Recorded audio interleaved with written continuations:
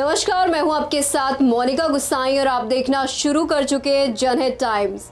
भारत से धर्म के नाम पर अलग होकर बना पाकिस्तान एक के बाद एक संकट से लगातार जूझ रहा है। कभी इमरान खान का राजनीतिक संकट पैदा हो जाता है तो कभी अर्थव्यवस्था के डिफॉल्ट होने का खतरा। वहीं टीटीपी आतंकी भी पाकिस्तान सेना से जंग छेड़ चुका है। इस महासंकट के बीच अब पाकिस्तान में ये मांग तेज होने लगी है कि भारत के साथ रिश्ते सुधारे जाए, वो भी तब जब मोदी के नेतृत्व में भारत आर्थिक रूप से दुनिया की 5वीं सबसे बड़ी अर्थव्यवस्था बन चुका है।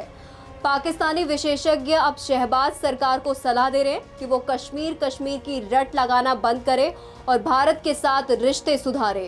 पाकिस्तान के चर्चित पत्रकार कामरान यूसुफ ने एक्सप्रेस ट्रिब्यूनल अखबार में लिखने वाले अपने कॉलम में कहा कि जनरल बाजवा के रिटायरमेंट के बाद उनके दौर की कहानी सामने आई।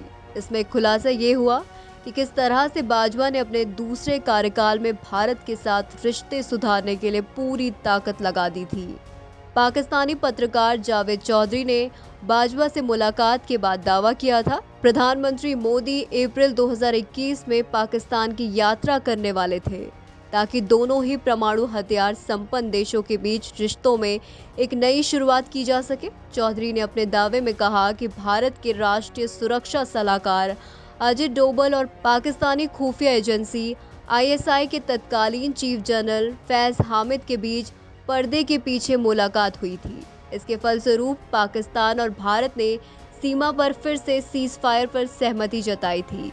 इस ऐलान के बाद कई लोगों को हैरानी हुई थी क्योंकि दोनों देशों के बीच कोई औपचारिक बातचीत नहीं हो पा रही थी। इसको लेकर दोनों ही देशों ने कई साल के बाद एक बयान जारी किए। इसके बाद भारत ने अगस्त 2019 में कश्मीर के विशेष राज्य का दर्जा खत्म कर दिया।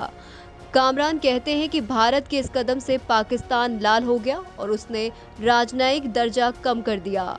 उन्होंने कहा कि सीज फायर के ऐलान के बाद प्रधानमंत्री मोदी को पाकिस्तान जाना था और आर्थिक रिश्ते बहाल किए जाने थे, लेकिन ये दोनों ही चीजें नहीं हो पाई।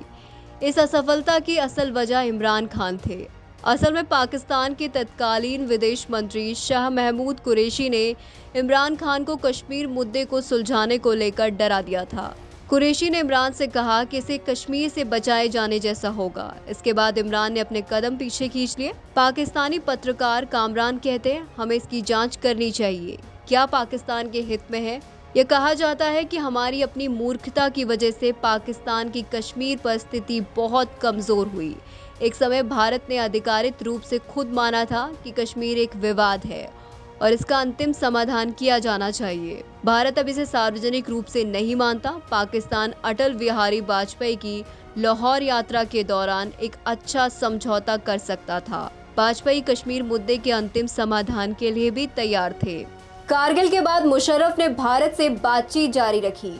कामरान ने दावा किया कि प्रधानमंत्री मनमोहन सिंह इस्लामाबाद की यात्रा कर सियाचिन और सर्किट को लेकर समझौते पर हस्ताक्षर करने वाले थे, लेकिन मुशर्रफ के चीफ जस्टिस को बर्खास्त करने से वकीलों का विरोध शुरू हो गया। पाकिस्तान तानाशाह को कुर्सी छोड़नी पड़ी। उन्होंने कहा कि नवंबर 2008 में मुंबई हमले के बाद दोनों देशों के बीच रिश्ते सल्तनत में चले गए हैं। भारत के अमेरिका के साथ अच्छे रिश्ते होंगे और उसने कश्मीर पर अपने रुख को कड़ा कर लिया। वो कहते हैं कि ये नहीं भूलना चाहिए कि भारत लगातार आर्थिक ताकत के रूप में बढ़ रहा है और पाकिस्तान कंगाल हो चुका है और एक के बाद एक संकट से जूझ रहा है। यही वजह है कि जनरल बाजवा को भारत के साथ तनाव को कम करने के लिए मजबूर होना पड़ा ताकि अर्थव्यवस्था को संभाला जा सके। ये सुनने में भले ही अच्छा नहीं लगता, लेकिन पाकिस्तान को कुछ समय के लिए कश्मीर पर बातचीत बंद करनी होगी और सबसे पहले अपने घर को सुधारना होगा।